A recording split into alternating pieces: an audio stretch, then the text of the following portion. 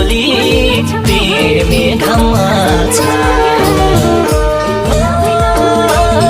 भन्ने गर्थ्यौ नि स्टोरी प्रेमी घममा छाया आउँदो रहेछ सम्झना त छुट्यो अनि